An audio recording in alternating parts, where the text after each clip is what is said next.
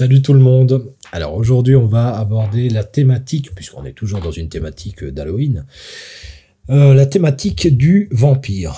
Voilà, alors c'est évidemment une thématique que beaucoup de personnes connaissent, hein, mais l'idée c'est de vous donner peut-être des informations complémentaires sur la symbolique du vampire, voir un peu ce qu'on peut retirer de ses gestes, comment vais-je dire, de sa morphologie, même si elle est fatalement changeante. Et puis voilà, c'est histoire de vous donner une autre approche. Donc, bienvenue. Bienvenue, et ce soir, on va parler du vampire, du vampirisme. Et voilà, c'est parti. Alors, je vous ai mis une photo de Bela Lugosi, voilà, qui est quand même une des premières, c'est pas la première, hein, mais c'est une des premières représentations du vampire au cinéma. Je fais à noter que on ne portait pas encore de canine à ce moment-là. Bela Lugosi ne portait pas des prothèses, mais j'y reviendrai.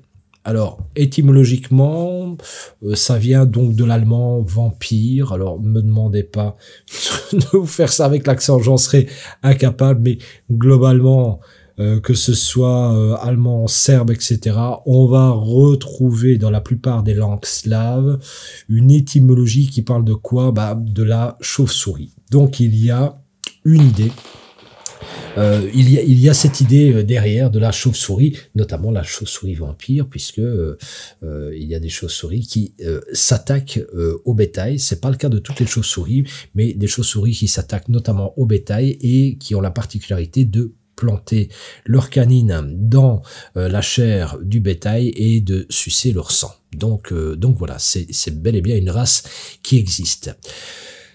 Dans la littérature, parce que tout de même, c'est par la littérature au départ, hein, qu'on nous parle, on nous parle de vampires. Alors il y a un livre, un roman de Jean-Baptiste Boyer d'Argent qui s'appelle Les Lettres juives, qui mentionne l'existence de vampires qui seraient localisés aux confins du Kosovo et de la Serbie turque. Vous voyez, donc si vous deviez retrouver les premières traces, c'est dans ce roman en 1736. Donc vous voyez, ça ne date pas d'hier. Le premier vampire, ah oui, parce que paraît-il que le premier vampire aurait réellement existé. Donc il s'appelle Jure Grando. C'était un paysan qui vivait à Kringa, dans un petit village d'Istrie, bon, pour être clair, c'est en Croatie, quoi, hein, bon, voilà. Son corps a été enterré en 1656, et selon la légende, pendant 16 années après sa mort, il sortait de sa tombe pour terroriser les villageois. Le prêtre du village, Giorgio, qui avait enterré Jure 16 ans auparavant, a découvert qu'une fois la nuit venue, quelqu'un frappa à la porte du village, et l'une des personnes habitant à cette demeure mourrait dans les jours à venir. Voilà, donc, vous voyez, cette tombe existe réellement. Voilà, 1656, le premier vampire. Alors, je vais pas rentrer dans est-ce que ça existe pas, etc. Bon, voilà, pour moi évidemment, je parle plutôt à un niveau symbolique. Je pense réellement que c'est un niveau symbolique plus qu'autre chose, mais effectivement, pour certaines personnes, ça devient des lieux de culte. Donc, je ne m'aventure pas dans tout ça.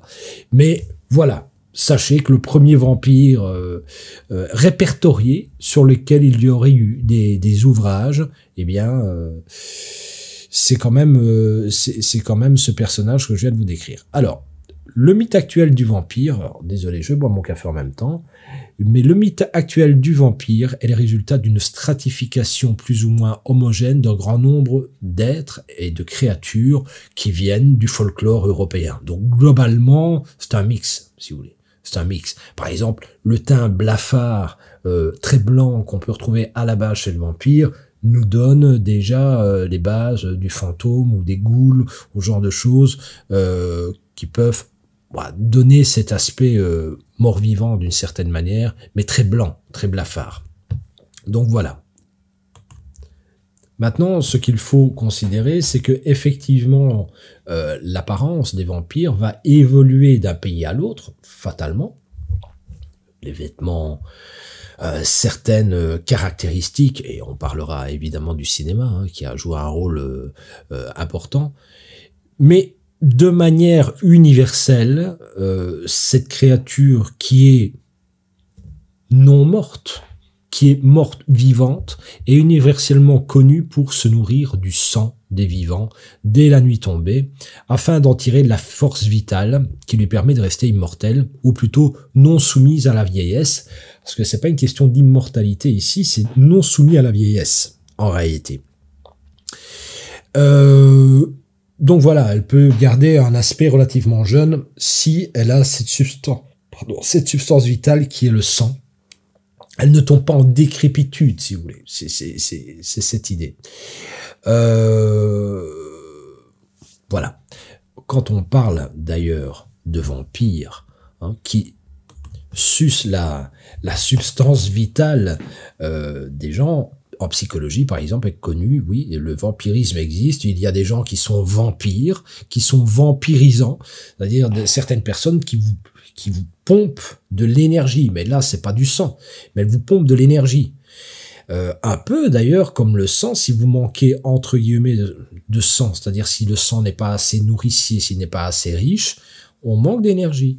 Eh bien, le vampire psycho-émotionnel existe. Il y a des gens qui vous vampirisent plus que d'autres. Et c'est intéressant parce que une des règles, évidemment, c'est de ne pas les inviter. Vous allez voir que c'est une des règles d'ailleurs, de ne pas laisser un vampire rentrer chez vous. Quand vous considérez que chez vous, c'est pas que l'habitat. L'habitat, ce sont les 4 murs aussi de votre tête. Quand vous laissez rentrer un vampire à l'intérieur de vous, c'est-à-dire de votre psyché, quand vous ouvrez les portes de votre inconscient à n'importe qui, on peut vous vampiriser, vous sucer la substance vitale, vous voyez, vos émotions, etc., etc. Donc, évitez de vous faire vampiriser, de faire rentrer n'importe qui à l'intérieur de vos 4 murs, mais ça peut être aussi les 4 murs de votre maison. Et donc, vous voyez que le mythe du vampire existe aussi en psychologie d'une certaine manière. Alors, il possède des canines pointues qui lui servent à mordre ses victimes, traditionnellement dans le cou. Vous verrez qu'il y a enfin, c'est pas par hasard, pour les vider de leur sang. L'apparence de la créature s'est construite au fur et à mesure des apparitions dans les médias, le cinéma, etc. Et donc, le port de la cape, par exemple, est devenu indissociable de l'habillement du vampire et est le résultat de l'esthétique recherchée au théâtre et au cinéma afin de renforcer le côté élégant et le côté inquiétant. Mais là encore, je donnerai des indications par rapport à tout ça quand on prendra certaines photos. La femme fatale, qu'on appelle la vampe, parce que dans les codes du cinéma, on vous dit, voilà, on vous parle de la fameuse vampe. Hein, c'est une figure relativement moderne, elle est issue du mythe du vampire. C'est la femme séduisante qui conduit l'homme à sa perte, souvent en lui volant son énergie vitale. Alors, son énergie vitale ici, il y a une association très intéressante entre le sperme, parce que l'énergie vitale et l'argent. Donc, la vampe, d'une certaine manière, c'est celle qui couche avec quelqu'un, avec un homme, qui lui absorbe finalement son flux vital. Donc comprenez bien que c'est symbolique. Hein.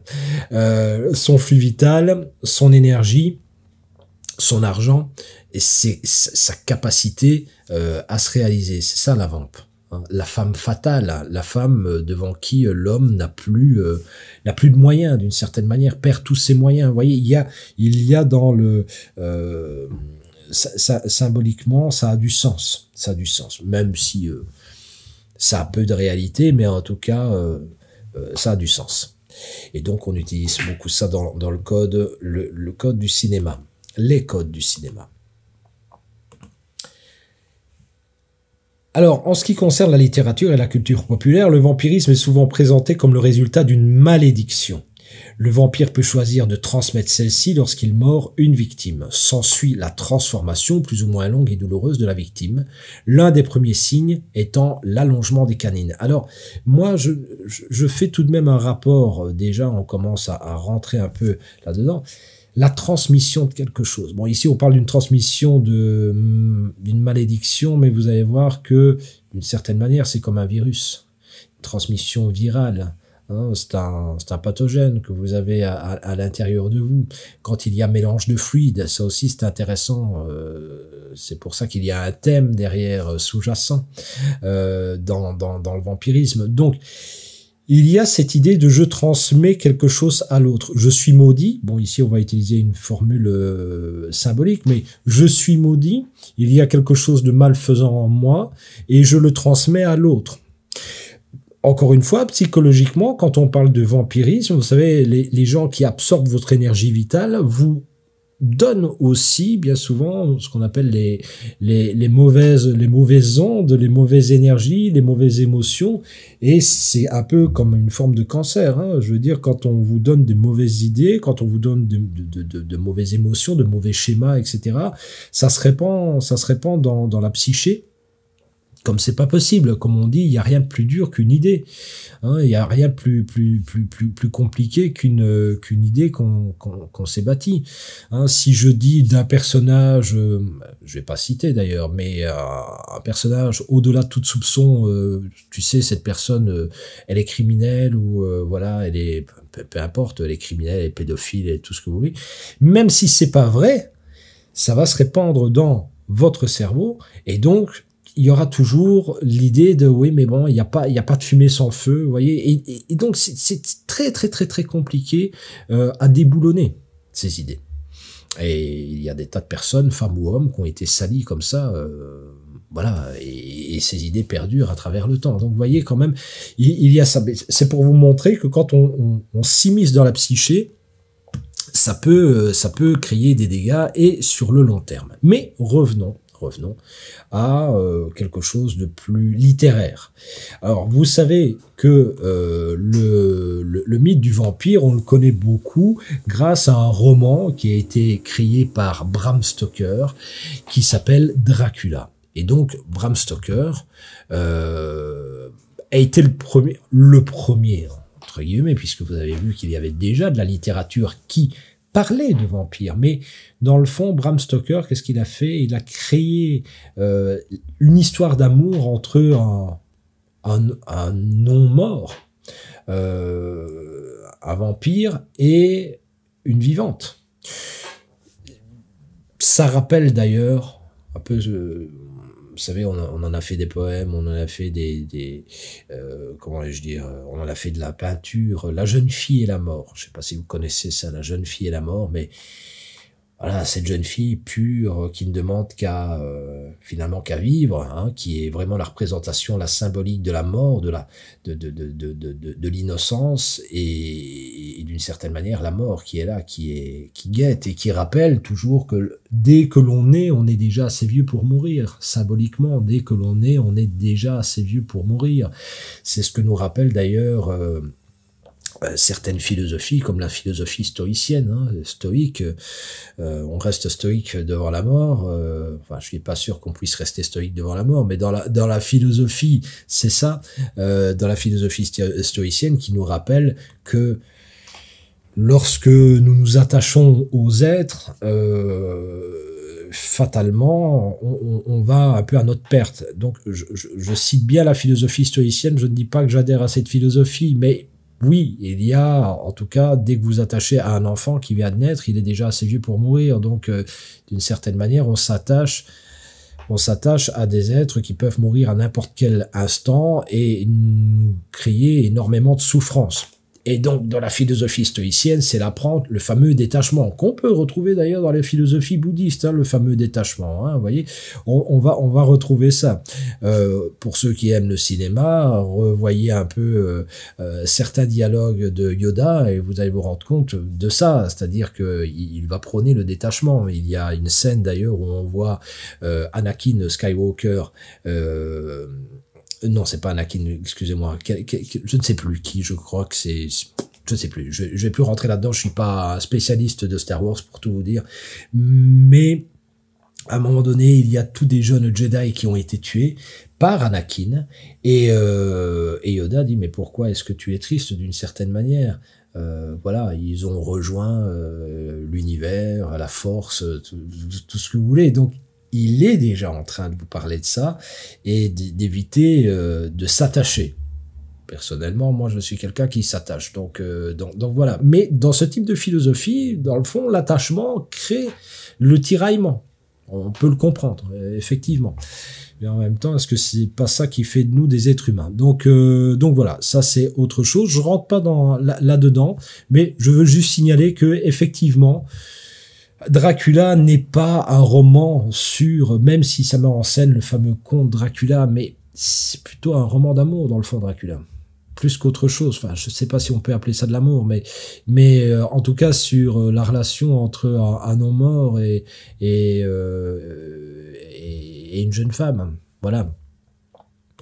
Il y aurait beaucoup à dire sur ce roman dans le fond.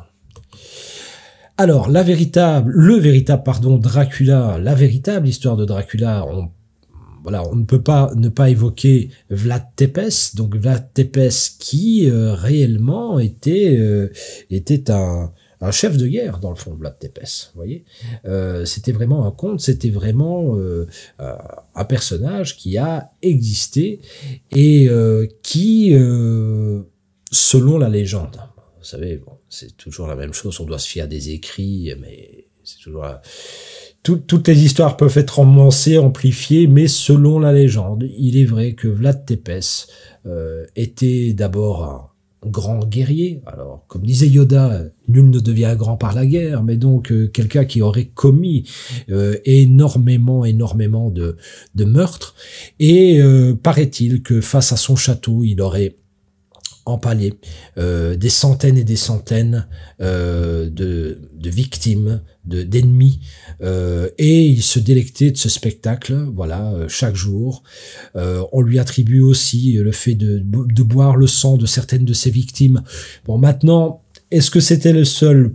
Pas, parce que on retrouve aussi ça dans les traditions guerrières, c'est-à-dire boire le sang de certaines victimes, pas toutes, de certaines victimes pour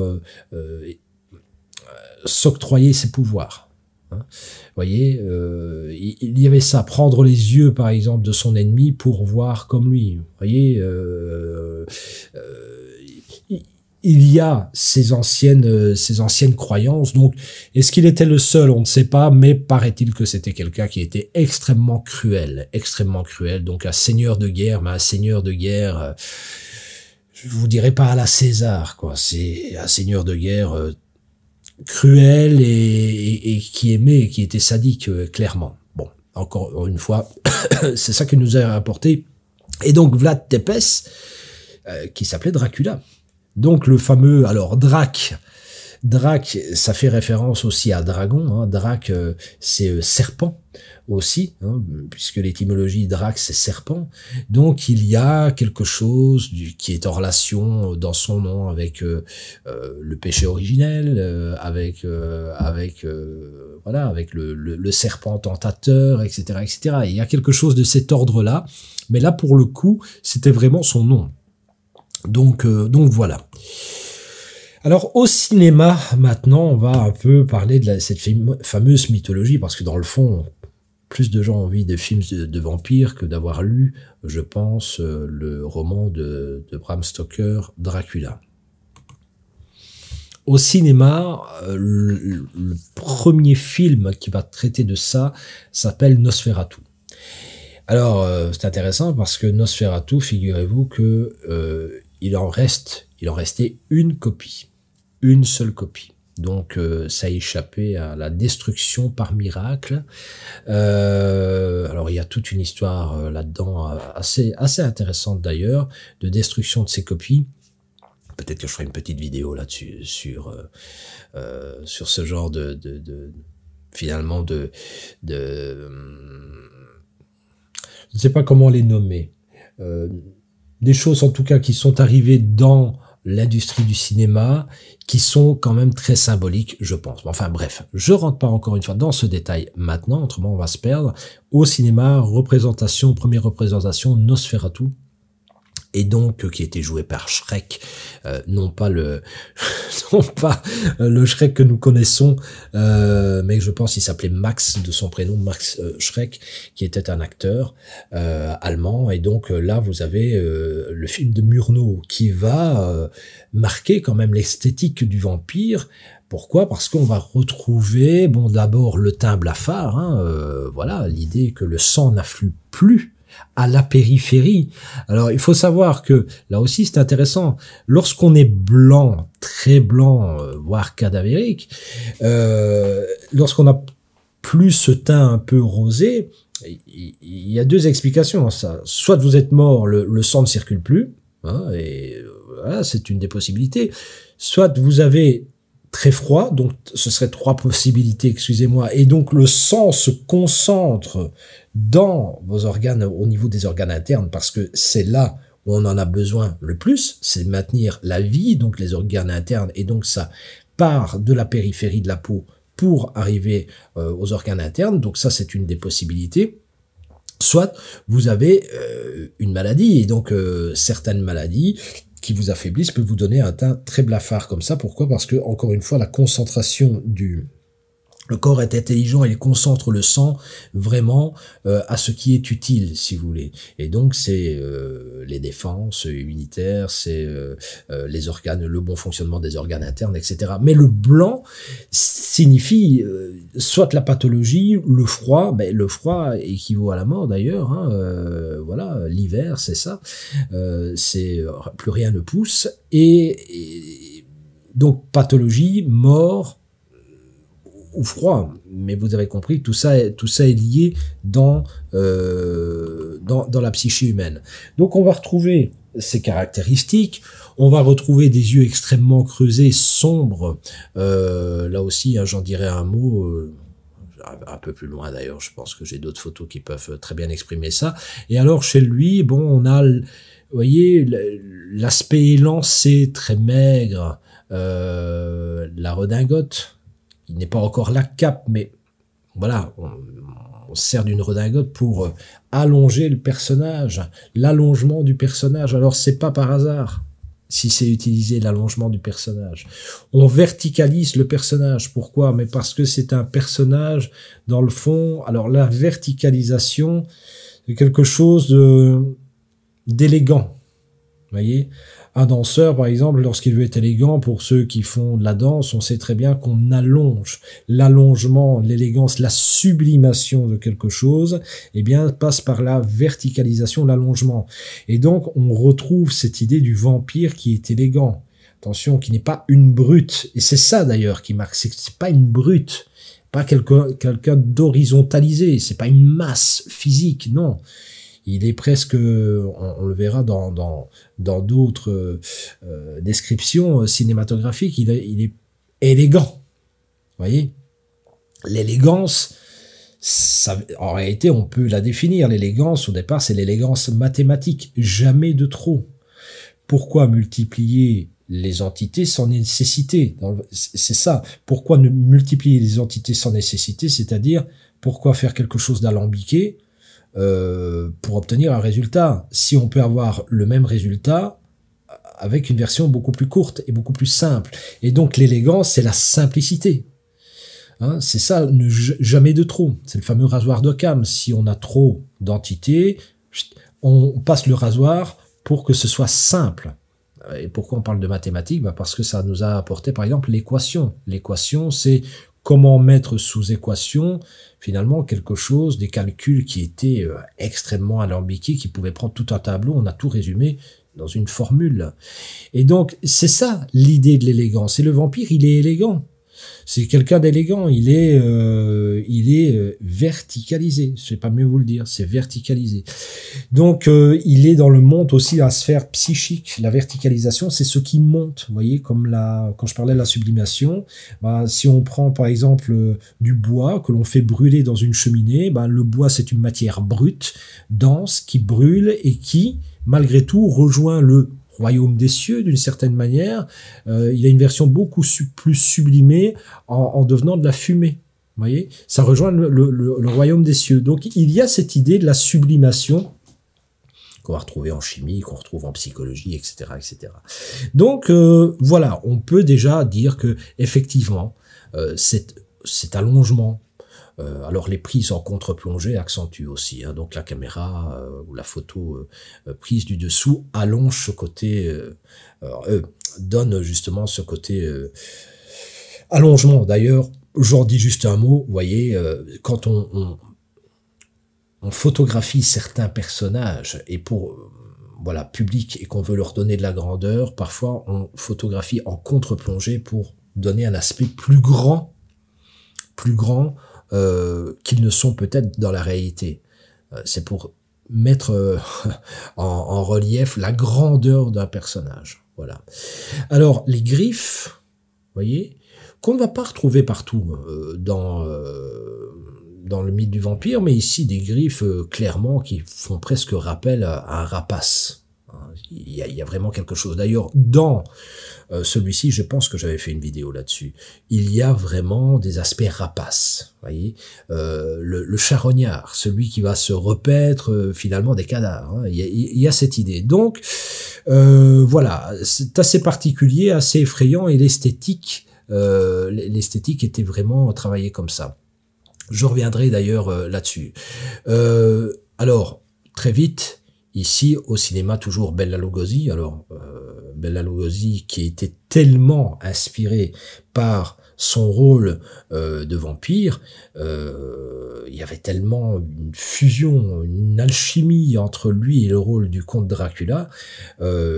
Finalement, il a demandé de se faire enterrer avec ses habits de comte Dracula. Donc voilà, il s'est fait vraiment enterrer avec sa cape et des éléments donc du costume de Dracula. Toujours au cinéma, on a par la suite vu des canines apparaître, puisque jusque-là, il n'y avait pas de canines, réellement de canines. Hein. Chez Nosferatu, on avait les incisives, mais ici, les canines apparaître. Et là, c'est Christopher Lee qui est quand même aussi une des grandes représentations du comte Dracula. Alors, je vous parle de tout ça parce que, finalement, là, je vous ai montré 3 figures, et il n'y a pas que ces figures, mais on va qui montrent déjà que les canines ne sont pas apparues directement.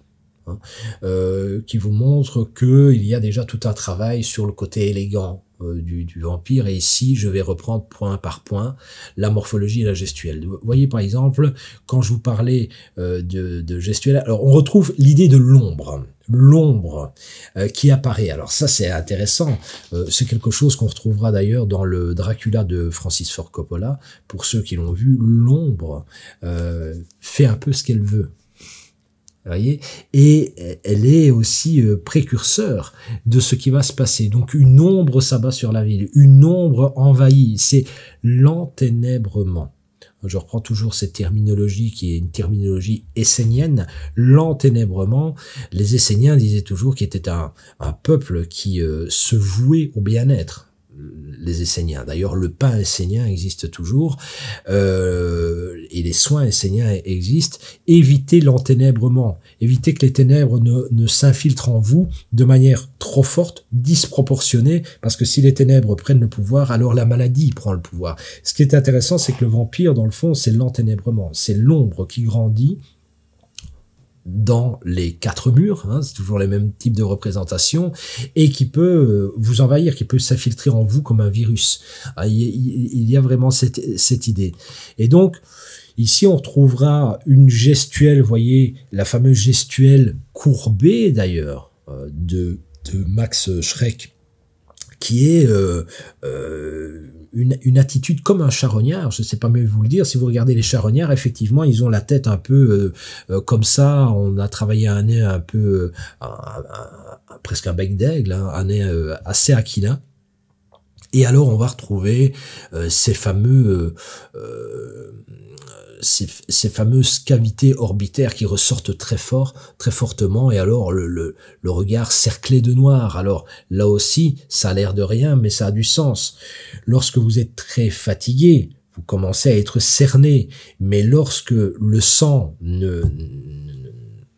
ne circulent plus très bien, eh bien, vous avez des poches noires qui peuvent apparaître. On sait par exemple que la rétention de liquide ou la non-circulation de liquide au niveau des reins peut vous donner des poches noires comme ça. Donc là, tout ce qui devient noir, bleu foncé noir au niveau des lèvres, au niveau et sous les yeux, ce seront toujours des indicateurs de pathologie, de quelque chose où le sang ne circule plus bien.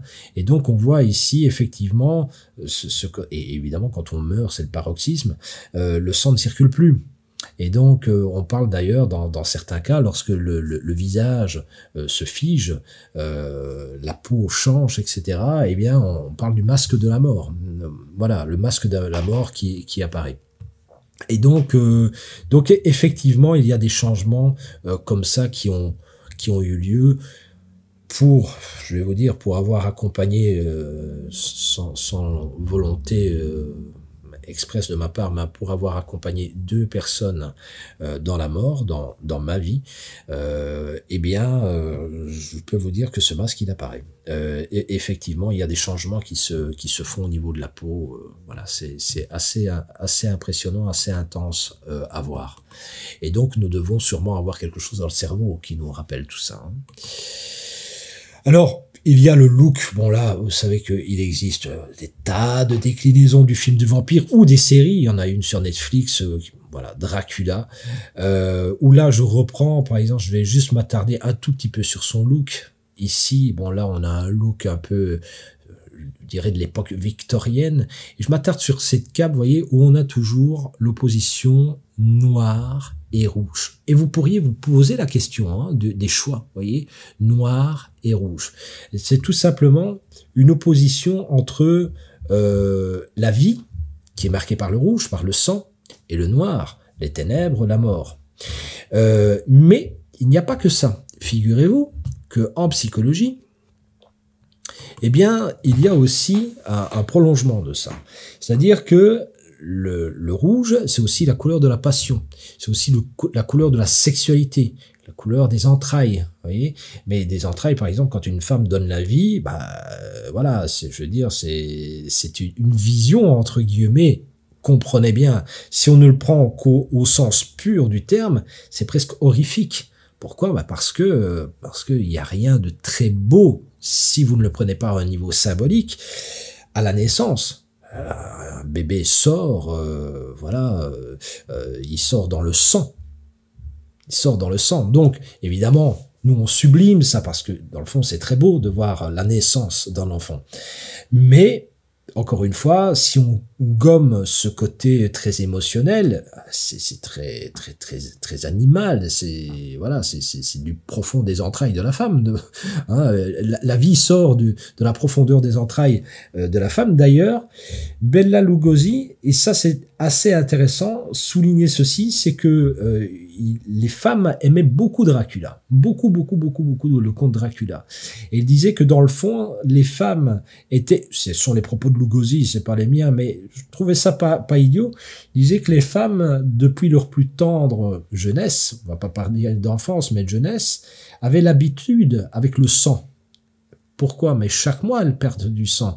Donc, les profondeurs des entrailles, avoir des douleurs dans les entrailles et voir le sang, c'est quelque chose de relativement commun pour une femme.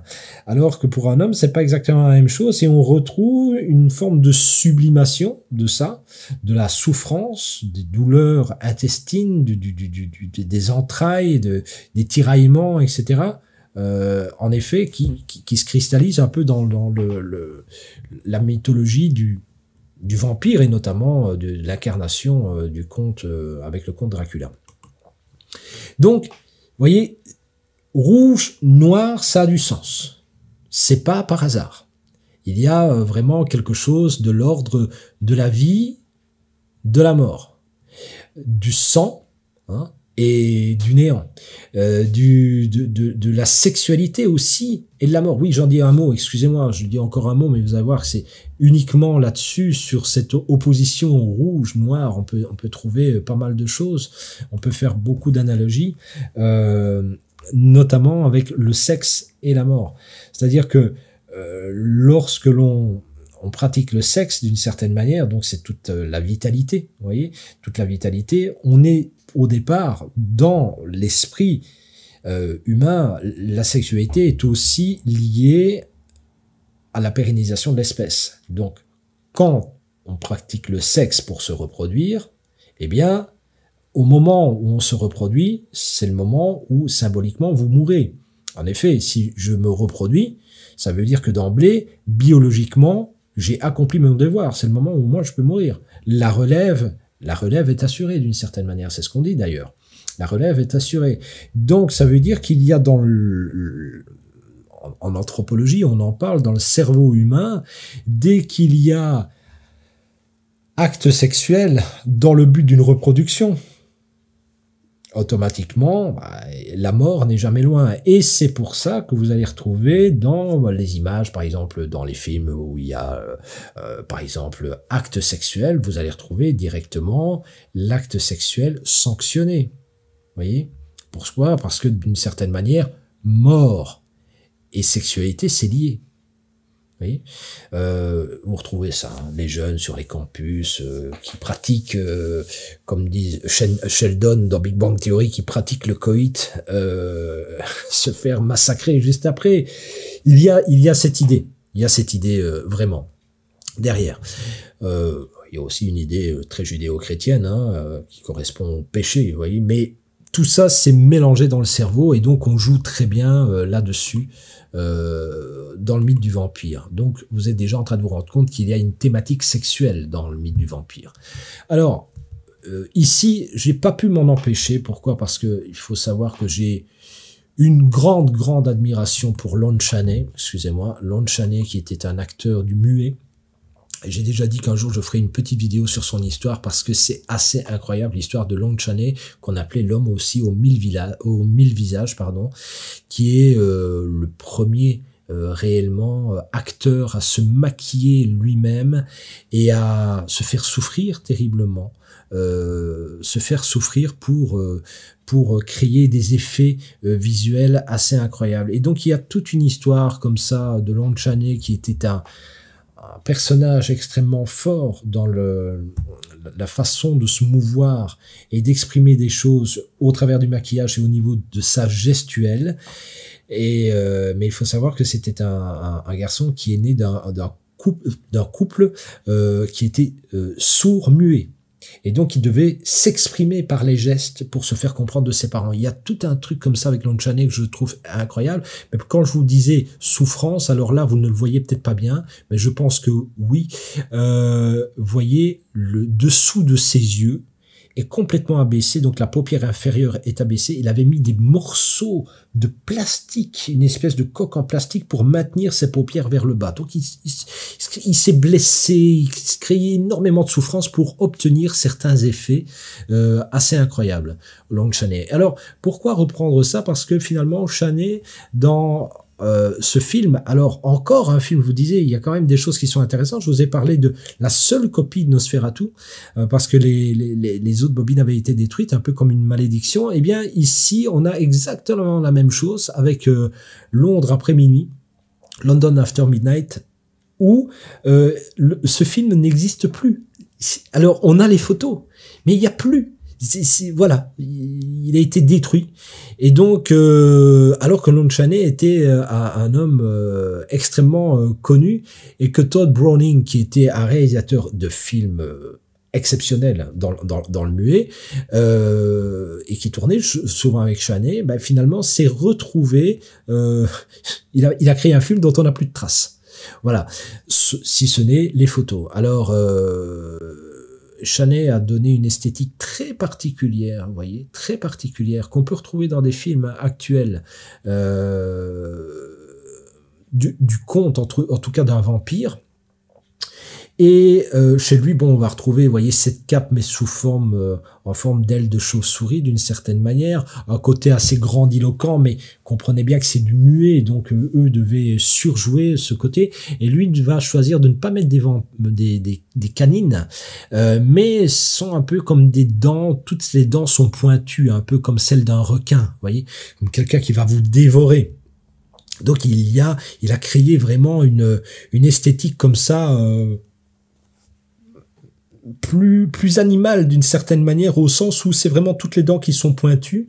Et voilà, je trouvais ça intéressant de vous le souligner, et de souligner aussi que bah voilà, on n'a plus de copie de ce film.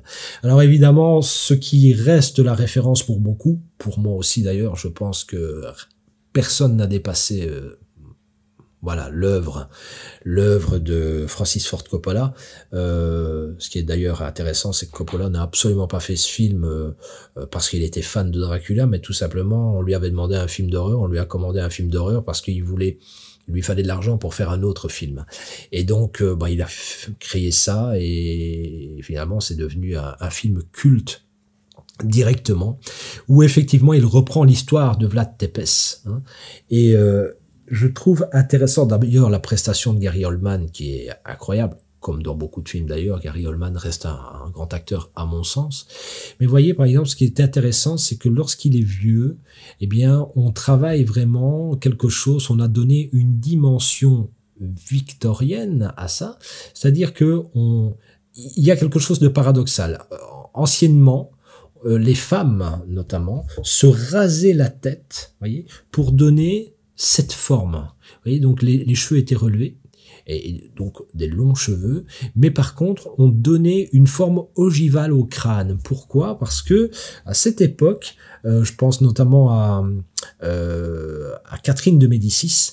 Médicis se rasait la tête comme ça pour montrer son allégeance à Dieu, montrer qu'il y avait une grande connexion entre elle et Dieu. La partie la plus bombée du crâne était mise à nu. On retrouve ça d'ailleurs chez les comment vais-je dire, chez les moines, hein. La fameuse tonsure des moines, c'est pour montrer la connexion avec Dieu. Alors pourquoi au niveau de la fontanelle, le dessus du crâne? Bah, tout simplement parce que c'est la dernière partie qui se solidifie chez l'enfant. Effectivement, même si tout est crié, il a bien tous ses doigts, tous ses orteils, ses empreintes digitales, enfin tout est très bien chez un enfant, mais malgré tout, le bébé, quand on regarde sa construction, eh bien la fontanelle met un peu de temps à se solidifier. Et donc pour les anciens, c'était pour dire que l'enfant, dans le fond, dans les premières semaines de sa vie, était encore en contact avec les choses qui viennent du haut. C'est pour ça qu'il y a cette fameuse tonsure chez les moines, mais ça a changé un peu plus tard.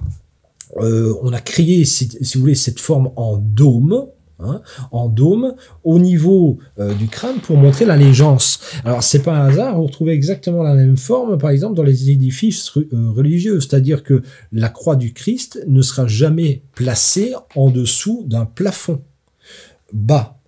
Jamais. C'est toujours en dessous d'un dôme. Le dôme va représenter la réceptivité de l'Esprit Saint, si vous voulez.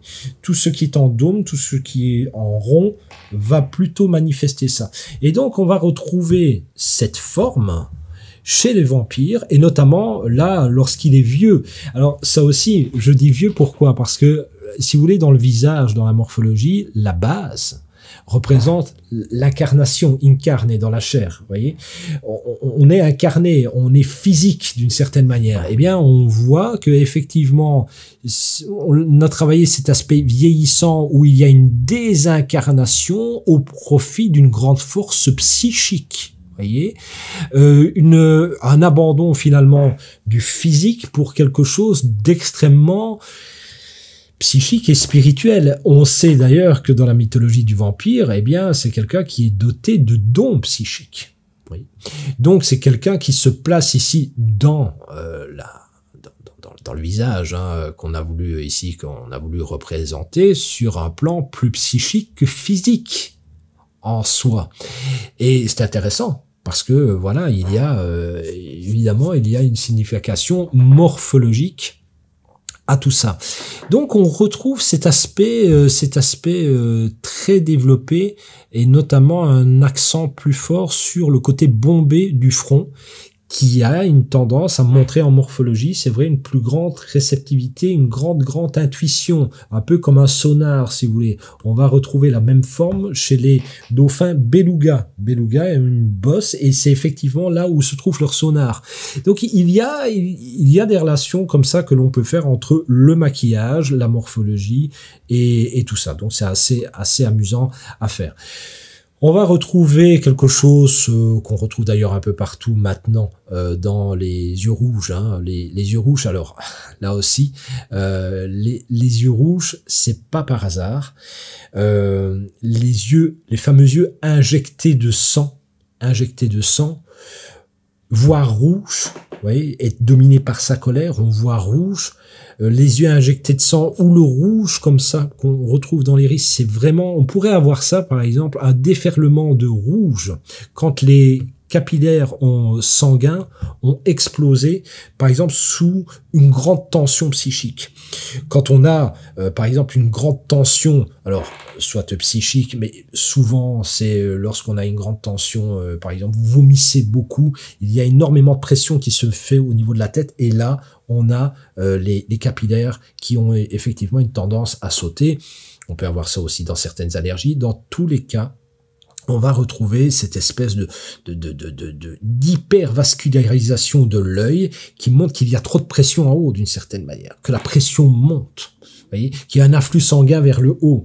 Et ça, c'est quand même très très intéressant, c'est que dans le mythe du vampire, effectivement, c'est ça qui va se passer, c'est cette espèce d'afflux sanguin comme une force, comme une pulsion qui est en train d'animer le personnage et qui fait que ses yeux sont injectés de sang, comme quelque chose qui sort, vous voyez, quelque chose qui sort. Effectivement, quand on vomit, on a ça, mais lors d'une grande colère, on peut avoir ça, les yeux injectés de sang tellement il y a de la pression sanguine. Et donc on va retrouver ce code, voilà, ce code au travers donc des yeux, par exemple ici de Gary Oldman lors de sa transformation, puisque c'est au moment où il veut mordre Mina dans le cou que ses yeux vont apparaître. Alors voilà, quelque chose d'un peu plus sexy, peut-être parce que je suis très très fan de Salma Hayek, voilà, je trouve excessivement sexy dans ce film, mais il y a des représentations aussi féminines du vampire, on l'oublie souvent. Et alors, il y aurait une association entre le serpent, on en revient toujours, Dracula, le serpent, le dragon, bon, ici, on va retrouver chez elle, non pas l'image du vampire classique. D'abord, classiquement, c'est vrai qu'il se balade très peu en petite tenue, en tenue légère, mais là, elle fait une danse un peu sexy, un peu envoûtante, même très sexy et très envoûtante, pour tout dire. Et elle représente plutôt ces fameuses femmes chamanes qui ont des visions, qui sont en contact avec l'au-delà et qui peuvent se transformer. On peut retrouver ça dans certaines mythologies, notamment, moi, je reprends la mythologie vaudou, on va retrouver les grandes prêtresses d'une certaine manière, eh bien on retrouve ça dans ce symbole représenté par Salma Hayek. Évidemment, après coup, on se rend compte qu'il y a autre chose. Elle va montrer sa véritable nature, qui est une nature qui n'est plus humaine. Là, on fait le rapport avec le serpent. Donc, elle devient comme un serpent. Hein, sa peau s'écaille. Voilà. Et donc, elle devient la représentation du péché originel, du diable d'une certaine manière, parce qu'il y a ça aussi, hein, quelque chose de diabolique, voilà, de malin, qui s'immisce. Alors, vous voyez, par exemple, c'est très intéressant, c'est que quand on parle du malin, on peut parler de quelqu'un qui est rusé, qui est malin, finalement, qui est très intelligent, mais en même temps, quand une maladie est maligne, il y a cette idée, cette idée que quelque chose peut devenir mauvais. Vous voyez, il y a un lien entre tout ça. Pardon. Dans un autre film qui s'appelle Vampire, vous avez dit Vampire parce que vous savez, les vampires, on les a mis à toutes les sauces, et notamment à la sauce comique. Dans les années, je crois, fin 80, début 90, vous avez un film qui était sorti, Vampire, vous avez dit Vampire, où un des personnages principaux va se transformer, alors c'est une belle demoiselle qui va se transformer en vampire. Alors on voit le début de sa transformation, et pourquoi je mets l'accent là-dessus, parce que on va retrouver toujours quelque chose de très séducteur, de très séduisant, tout comme le comte Dracula d'ailleurs, qui est un être séduisant quand on regarde. C'est un être, voilà, il est séduisant, Dracula, au sens où dans le fond c'est quelqu'un, le vampire est quelqu'un d'élégant, parle bien. C'est un conte, il a beaucoup de culture, il connaît beaucoup de choses, vous voyez. Donc, quand il est profond, un personnage qui est profond, c'est pas un personnage superficiel. Et donc, oui, c'est tentant de se laisser séduire par ce type de personnage. Pourquoi? Mais parce que il est extrêmement intelligent et fatalement extrêmement manipulateur. Il sait comment se placer. Il est... Alors, là, on n'a pas affaire à quelqu'un de très musclé. On a affaire à quelqu'un de bien proportionné, de bien réparti, qui a une certaine tenue. Il y a un côté très aristocratique chez le vampire. En tout cas, au départ, dans les premières représentations, on va retrouver ça, quelque chose de presque noble, en fait, chez lui. Et c'est ça, le paradoxe, c'est comment quelqu'un d'aussi noble, quelqu'un d'aussi intelligent, quelqu'un qui a beaucoup de culture, qui parle très bien, comment cette personne peut être bestiale? Parce que c'est ça l'idée. Comment cette personne peut être bestiale? Et ça nous renvoie tout droit, finalement, à des questions qui ont taraudé, et qui taraudent toujours actuellement les chercheurs, les policiers, etc. Souvenez-vous de Jack l'Éventreur. Bon, pour le coup, lui, il a réellement existé, où on se dit, mais c'est pas possible. On peut pas avoir quelqu'un qui a une connaissance de l'anatomie aussi profonde, sans jeu de mots, parce que le gars était quand même capable de vous éviscérer et d'enlever avec précision certains organes en pleine nuit. Presque, voilà, il ne voyait rien, il était capable, donc ça demandait en même temps une grande connaissance de l'anatomie, et à ce moment-là, il n'y avait pas 36 000 qui pouvaient avoir ce type de connaissance, c'était des médecins. Or, il y avait une opposition entre comment quelqu'un de bien né, écoutez bien, de bien né, c'est-à-dire né sous les meilleurs auspices, quelqu'un d'intelligent, quelqu'un de cultivé, quelqu'un pourrait commettre ça, pourrait commettre des atrocités. C'est pas possible. Et donc, pendant des années, d'ailleurs, on n'a pas suivi la piste du médical dans le mythe de... Enfin, pas le mythe, dans l'affaire de Jack l'Éventreur. Pourquoi? Parce que, on dit, quelqu'un qui est lettré ne peut pas faire ça. Or, l'histoire vous a montré que c'est pas vrai, parce que, par exemple, pendant la Seconde Guerre mondiale, il y avait des Allemands, des officiers allemands, des nazis, notamment très lettrés, qui étaient capables de voir des Juifs se faire torturer, et eux en train d'écouter du Schubert. Vous voyez, c'est pas du tout antinomique, mais pendant longtemps, on s'est dit que c'était pas possible. Et qui a jeté un pavé dans la mare? C'est Sigmund Freud. Freud arrive avec des concepts qui sont totalement autres, en nous disant que ça n'a strictement rien à voir. Et que, effectivement, dans les forces inconscientes, on pouvait très bien, même un homme extrêmement homme, avec un grand H, donc comprenez bien, homme-femme, on pourrait très bien commettre des choses complètement qui paraissent irrationnelles ou démentes, alors qu'on est extrêmement cultivé et intelligent, etc. Donc il y a déjà ça dans une partie du mythe du vampire, c'est que c'est quelqu'un, dans le fond, dans tous les cas, même la vampe, d'une certaine manière, je l'ai présenté tout à l'heure, c'est une belle femme, elle est élégante, elle parle bien, elle a de la prestance, et malgré tout, elle est dangereuse. Et dans le fond, le comte Dracula, c'est exactement la même chose. Vous voyez, il est raffiné mais dangereux. Et plus c'est raffiné, plus dans le fond c'est verticalisé, plus on s'éloigne de la bête. On a l'impression de s'en éloigner.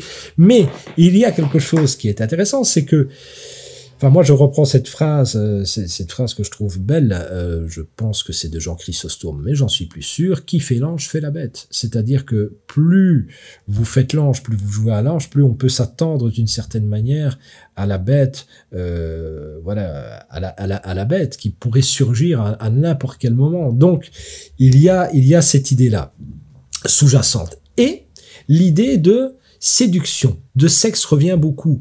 Alors, on va le retrouver chez le vampire qui vous mord au niveau du cou, c'est très sensuel, hein. Je reviens un peu, là-dessus, vous voyez, mais il y a quelque chose de très érotique dans l'histoire. La morsure au niveau du cou, c'est quelque chose de très érotique. Excusez-moi, j'ai passé, ouais, j'ai peut-être pas de photos qui relatent ça, mais voyez, dans le fond, elle lui tombe dans les bras. Vu comme ça, elle lui tombe dans les bras. D'ailleurs, on le dit très bien dans la mythologie, les nanas sont habillées en blanc, vous voyez, dans les anciennes représentations, sont en blanc, couleur de pureté, elles sont vierges, voilà, et lui, il va prendre un malin plaisir à sucer le sang des jeunes vierges. Au niveau du cou, le cou est une zone érogène par excellence. Voilà, donc il y a quelque chose de cet ordre-là. Embrasser le cou, d'ailleurs, voilà, montre bien le côté érotique de tout ça. Et donc, on va retrouver cette espèce de sexualité débordant de sensualité. Et donc là, vous voyez, ce qui est très intéressant, c'est que c'est une jeune femme, vous voyez encore, hein, en blanc, mais qui vient de se faire mordre par un vampire, elle va se transformer regardez, même la couleur de cheveux change, les cheveux deviennent plus rouges, roux, plus dans une tonalité agressive, entre guillemets. En tout cas, c'est ce qu'on veut faire passer. Et alors ici, j'aime beaucoup, c'est le travail sur la démesure de l'avidité. Parce qu'il faut savoir que la bouche représente, en fait, la gestion de l'étage instinctif. L'étage instinctif, c'est l'étage de nos instincts, donc la mâchoire inférieure. Et la très grande bouche représente la démesure de l'avidité de la vampe, en fait, de l'appétit de la vampe. Et donc, si vous regardez ces deux images, c'est comment une jeune fille, bien sous tout rapport, vierge, après s'être fait mordre d'une certaine manière, va représenter une forme d'avidité, alors sur tous les plans, hein, sexuelle, avidité de tout, de l'argent, etc., etc. Il y a cette idée d'avidité. Elle veut vous dévorer. C'est ça l'idée. Et donc on joue là-dessus à un niveau plus symbolique. Alors maintenant, il y a quand même un symbole que moi je peux pas garder sous silence, même si je vais parler de la grande silencieuse, hein, la grande silencieuse, qui est en réalité la vérole. Alors, il faut savoir que effectivement, il y a des maladies. Il y a des maladies donc comme la vérole, mais plus certainement la syphilis qu'on appelait donc la grande silencieuse. Pourquoi? Parce qu'elle s'immisce progressivement. Et là aussi, il va y avoir un rapport intéressant, c'est que la syphilis fait partie de ce qu'on appelle les maladies dites vénériennes. Les maladies vénériennes, ce sont les maladies de l'amour. Vénus, c'était la déesse de l'amour. Elle est connue comme étant la déesse de l'amour, mais aussi une déesse très infidèle. Vénus n'est pas fidèle. Et donc, c'est pour ça qu'on parle des maladies vénériennes, parce que d'une certaine manière, à force d'aimer plusieurs partenaires, eh bien, on peut développer des maladies vénériennes. C'est l'idée globale. Bon, encore une fois, pas forcément de partager, mais l'idée de base, c'est ça. Et donc, la maladie de Vénus, dans les maladies de Vénus, dans les MST, hein, les maladies sexuellement transmissibles, qu'est-ce qu'on retrouve? On retrouve la syphilis. La syphilis, où une des caractéristiques, c'est qu'on commence à se nécroser. On a des nécroses qui apparaissent. Alors c'est intéressant parce que je l'ai pas signalé, mais dans un des premiers mythes du vampire, c'est celui qui est capable, dont il est capable de se manger lui-même. C'est intéressant. Or, c'est ce qui se passe, hein, dans le cas de la syphilis, on se mange soi-même au sens où on se nécrose. Donc, si vous voulez, anciennement, pour dire il se mange lui-même, c'est la peau part, tout simplement. C'était une symbolique. Et donc, on va retrouver ça dans, effectivement, la mythologie du vampire. Pourquoi il existe un lien, d'ailleurs, c'est assez intéressant. Je suis d'ailleurs étonné qu'on ne creuse jamais ce lien. Et vous pouvez retrouver ça dans un des dialogues du film de Coppola. Vraiment, le Dracula de Coppola, où Van Helsing, qui lui est docteur, et chasse les vampires, dit il y a un lien entre la syphilisation, donc le vampire est lié à la syphilisation. Pas la civilisation, la syphilisation. Et en effet, il y a un lien très clair entre tout ça. Si vous voulez, le vampire, au fur et à mesure, est devenu une forme de représentation des épidémies de syphilis. C'est-à-dire qu'on a donné une vision anthropomorphique. C'est pour ça que ça a changé au fur et à mesure du temps. Une vision anthropomorphique, entendez une vision de quelque chose qui n'a pas de visage d'une certaine manière, on lui donne une représentation. Alors, par exemple, le mal, quand on vous dit finalement le mal c'est le diable, et donc pour certains c'est un bouc, pour d'autres c'est un personnage rouge avec des cornes et une fourche, c'est une vision anthropomorphique. Vous voyez, quand on parle de Dieu comme étant un gros barbu dans les nuages, c'est une vision anthropomorphique. Tout ça, c'est de l'anthropomorphisme. Zeus, quand on le représente, Thor, quand on le représente avec son marteau, c'est une vision anthropomorphique. Pourquoi? C'est un concept qu'on n'arrive pas d'une certaine manière à se représenter, donc on est bien obligé de lui donner une figure, un corps. Autrement, on n'arrive pas à se le représenter. Et donc ici, la représentation finalement des grandes épidémies de syphilis, la vision anthropomorphique, c'est devenu le vampire. Alors, et donc une des maladies vénériennes. Alors, pourquoi vous parlez de ça? Vous avez déjà compris qu'il y a un lien avec la sexualité chez le vampire.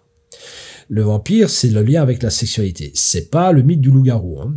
On n'est pas là-dedans, c'est pas Frankenstein non plus, c'est pas la momie, on n'est pas là-dedans, on est vraiment dans un mythe très sexuel. Et c'est pour ça, à mon avis, d'ailleurs, que le mythe du vampire perdure à travers le temps, comme dans Teen Wolf, j'en parlerai, Teen Wolf, j'en parlerai dans une autre vidéo. Tout ça est lié. Pourquoi? Alors, même si je sais qu'il y a la représentation là du loup-garou, mais il y a, si vous voulez, les teenagers, ils ont une tendance à se poser des questions de fond. D'abord, la question de la sexualité. Vous voyez un peu le succès de Twilight. Twilight, c'est quoi? C'est un vampire qui tombe amoureux d'une mortelle et ils veulent avoir une relation et en même temps ils s'aiment mais ils ne peuvent pas parce que s'ils couchent ensemble ils risquent de lui filer le virus, etc., etc. Toutes les questions des jeunes sont là. Le vampire est celui qui erre entre deux mondes, tout comme l'adolescent vient de quitter l'enfance pour aller vers le monde adulte, mais il est entre deux mondes, vous voyez. Et on va retrouver vraiment cette caractéristique de je suis pas abouti, j'erre entre deux mondes et en même temps je suis attiré par la sexualité. Le sexe, c'est quelque chose voilà qui m'attire énormément, mais en même temps ça peut être une source aussi de problèmes, de virus, etc. Les MST, et en plus on vous, et c'est normal, hein, mais on vous bassine avec les médias, attention, sortez couverts, attention, ceci, attention, cela. C'est vrai que c'est pas facile pour les jeunes de s'y retrouver là-dedans. Alors pour revenir je vous dirais à la syphilis, hein, à cette maladie, quelque chose qui est vraiment intéressant, et vous allez comprendre directement le lien entre les maladies vénériennes et notamment cette maladie vénérienne.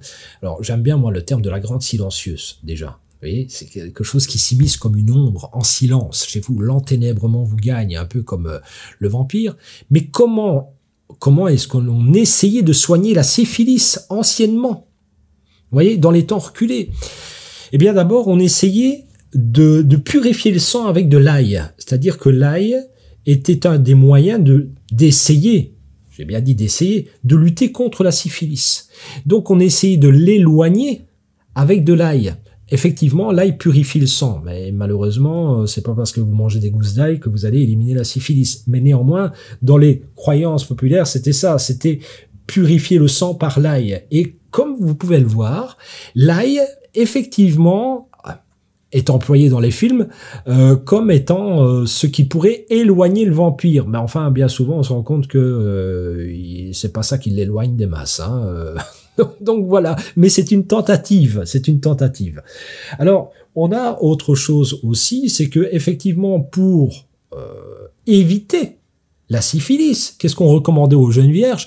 D'éviter de laisser rentrer n'importe qui. Donc comprenez bien, le vampire ne peut pas rentrer chez vous et ne peut pas vous transmettre quelque chose si vous ne l'invitez pas. Donc la source de tout, deux conditions, ne pas sortir quand la nuit tombe. Les jeunes filles sages, effectivement, doivent rentrer dès que la nuit est tombée. Et la deuxième chose, c'est que si la nuit est tombée, on ne laisse pas un inconnu rentrer, même s'il est charmant, même s'il essaie de vous hypnotiser, etc. On ne le laisse pas rentrer chez soi. Donc ça, c'est vraiment intéressant, c'est que la base, en fait, pour vous protéger de la syphilis, c'est de ne pas avoir de rapport avec n'importe qui et très certainement pas faire rentrer des gens la nuit tombée. Donc il y a déjà cette idée. Donc première idée, dans le fond, travailler en amont, ne pas avoir de relation. 2, et ne pas se laisser embrasser dans le cou, dans le fond, qui serait le début de la fin. Essayez, quand on a la syphilis, d'éloigner ça, en tout cas avec l'ail purifié. Et alors, qu'est-ce qu'on vous disait? Priez beaucoup pour éloigner ce mauvais sort, parce que souvent, comme dans plein d'autres pathologies, si vous aviez forniqué avec le malin, c'était un peu l'idée, fatalement vous alliez avoir des problèmes. Donc toute pathologie était vue comme étant un démon d'une certaine manière qui s'était infiltré en vous. Hein, dans vos entrailles, etc. Et comment on essayait de faire fuir tout ça? Eh bien, avec la prière et la représentation du Christ, etc., etc., qui était censé éloigner le vampire, voyez. Et alors, autre chose, très très intéressant, c'était la lumière du jour.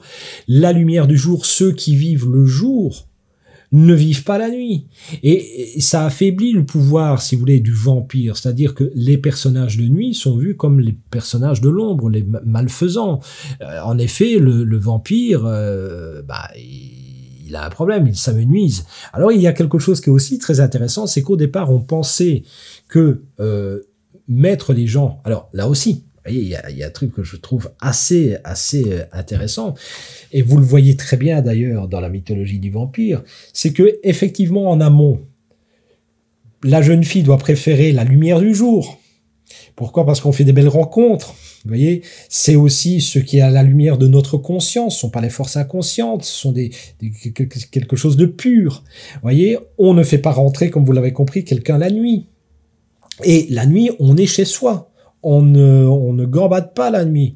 On reste, quand on est une fille sage, comprenez bien que je dis fille sage parce que je me sers de ça, hein, des représentations, mais c'est exactement la même chose pour les hommes. Donc voilà, il y a rien qui change dans le fond. Mais dans les premières représentations, c'était la Vierge en tenue blanche, etc., etc. Mais symboliquement, ça reste très intéressant. Et donc ça, c'était pour vous protéger d'une certaine manière, prier. Ayez un sang pur d'une certaine manière. Donc vous aviez toutes les actions en prévention de la maladie, pour prévenir la maladie.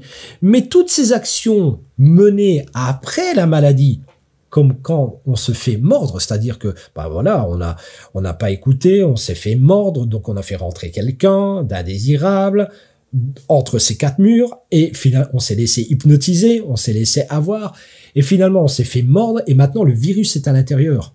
Voyez, et là, une fois que la personne est infectée, elle ne peut pas supporter l'odeur de l'ail. Elle ne peut pas supporter la vision du Christ. Elle ne peut pas supporter non plus la lumière. Alors, c'était intéressant parce que effectivement, quand vous aviez, quand vous étiez atteint de syphilis, le système digestif, il trinque parce que vous êtes malade pour un oui, pour un non. Et alors, la lumière du jour, une fois que vous commencez à être nécrosé, si vous voulez, vous êtes à vif. Donc, ça peut vous brûler terriblement si on vous expose. Donc, il y a un sens à tout ça. C'est que il y avait bien le travail en amont et le travail d'une certaine manière qui se faisait après l'exposition à un virus. Et donc on retrouve vraiment ces deux dynamiques dans cette fameuse mythologie du vampire. Donc voilà, donc il y a quelque chose de cet ordre-là, enfin il y a quelque chose, j'espère que je viens de vous faire apparaître très clairement la relation entre les maladies vénériennes et notamment la syphilis, hein, parce qu'il y a eu des grosses épidémies de syphilis. Donc la relation entre le vampire, la sexualité, la vie, la mort. Et alors, vous voyez très bien que au travers des choix vestimentaires, de la forme que l'on donne aux vampires, et aussi finalement ici des rituels qui tournent autour de ça, vous voyez qu'il y a un sens et que le non-verbal, parce que ce n'est pas explicité, c'est ça le non-verbal, c'est pas dit, personne ne vous a dit ah ouais mais tiens l'ail ça a une tendance à faire fuir parce que fatalement c'est un purificateur de sang. Personne ne vous dit ça, c'est contenu dans du non-verbal, voyez. Donc tout ça, c'est un monde à part entière, c'est un monde qui véhicule énormément d'informations et qui est là et qu'on peut appliquer au quotidien. C'est-à-dire que ce que je fais ici, moi je le fais pour m'amuser, pour vous montrer de manière sympa qu'on peut faire directement un lien avec entre la gestuelle et un personnage, entre la façon de s'habiller et un personnage, entre son maquillage et le personnage, entre sa structure morphologique et le personnage, qu'il y a bien une relation entre la forme, hein, on fait des ponts entre la forme et finalement des caractéristiques psychologiques. Vous voyez, on passe notre temps à faire ça. Ici, je le fais de manière sympa, mais sachez bien que c'est un métier qu'on peut faire ça pour plein de choses dans la vie de tous les jours. Donc voilà, j'espère que ça vous a intéressé. Et bon, je vous donne rendez-vous pour une prochaine vidéo. Salut et joyeux Halloween.